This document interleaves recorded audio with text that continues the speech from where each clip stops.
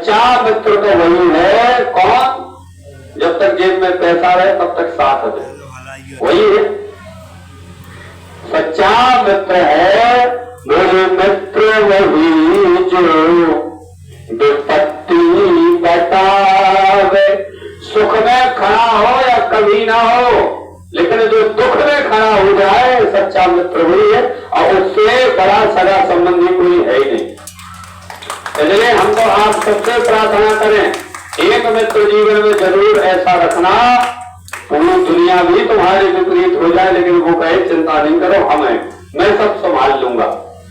और आज यही भगवान ने दर्शाया है। अर्जुन गए, अर्जुन बोले प्रभु आप चिंता मत करो, मेरे रहते आपको कोई कष्ट नहीं हो सकता है। और अर्जुन ने भगवान जैसे ही उस तीर को भगवान के पैर से निकाला तो अर्जुन के शरीर से एक दिव्य ज्योति नुमा निकली और जाकर के सीधे भगवान के शरीर में समाहित हो गई। आज संपूर्ण शक्ति भगवान के द्वारा जो दी गई थी वो भगवान में ही समाहित हो गई। इसीलिए हमारे यहाँ लोग कहने लगते हैं समय समय की बात है, समय हो बलवान, मिलन लोटी गोपिका वही अर्जुन वही बा। वही अर्जुन सामने खड़े हैं, वही धनुष्मान है, लेकिन आज सब निष्काम हो गए, आज सब निष्फल हो गए। अर्जुन खूब बाण चलाए लेकिन बाण काम ना करे, और भगवान आज इस लीला को समाप्त करके जब जाने लगे तो उद्धव जी महाराज खड़े हो गए। प्रभु आप जा रहे हो और विकराल कलयुग आ रहा है, प्राणियों का उद्धार कैसे होगा? प्रभु देख नहीं लिए हो, कलकाल कुठार लिए फिरता, प्रभु विकराल कलयुग आ रहा है, प्राणियों का उद्धार कैसे होगा? प्रभु आप कहीं जाइए मत। भागवत में वर्णन आता है उद्धव जी की प्रार्थना करने पर भगवान कहीं गए नहीं, और आज भगवान के द्वारा शरीर से जो दिव्य ज्योति निकली जो भागवत में ही समाहित हो गई है। बोलिए श्रीमद् देवी भागवत महापुराण की।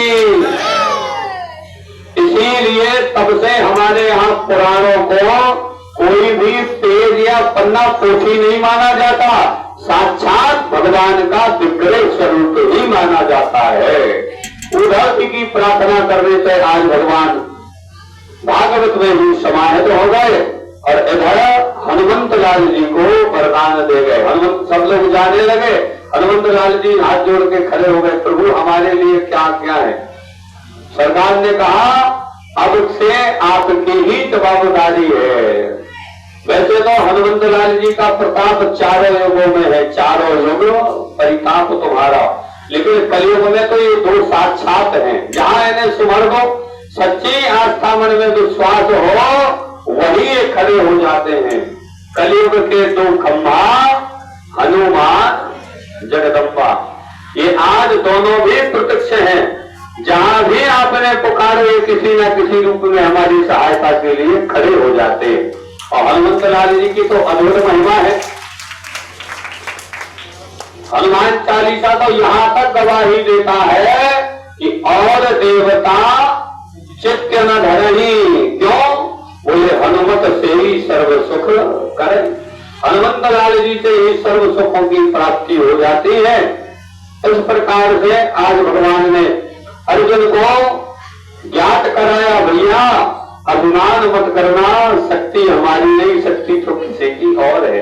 इसलिए हनुमान जी से भी पूछा गया आपके पास तो बहुत शक्ति है, अतुलित बल धाम, आप तो अतुलित बल के धाम है जिसको तौला नहीं जा सकता। हनुमंत लाल जी बोले भैया शक्ति तो है अतुलित, लेकिन हमारी नहीं है, हम अतुलित बल के हम नहीं है, अतुलित बल के धाम है। धाम का मतलब जगह स्थान है किसी और की, रखी हमारे पास है।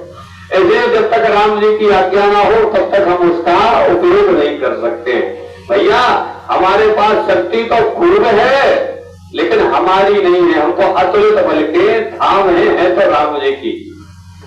इसलिए हनुमंत लाल जी को प्रसन्न करना है तो केवल और केवल एक ही उपाय है कि राम नाम कुरान बात। राम की चर्चा जहां होती है कहीं ना कहीं किसी ना किसी रूप में हनुमंत लाल जी आकर के जरूर विराजमान होते हैं। आइए अब समय बहुत अधिक हो रहा है, भगवान की कथाएं अनंत है, भगवान की लीलाएं अनंत है, भगवान अनंत है। न कभी कथा पूरी होती है, न कभी कथा बंद होती है।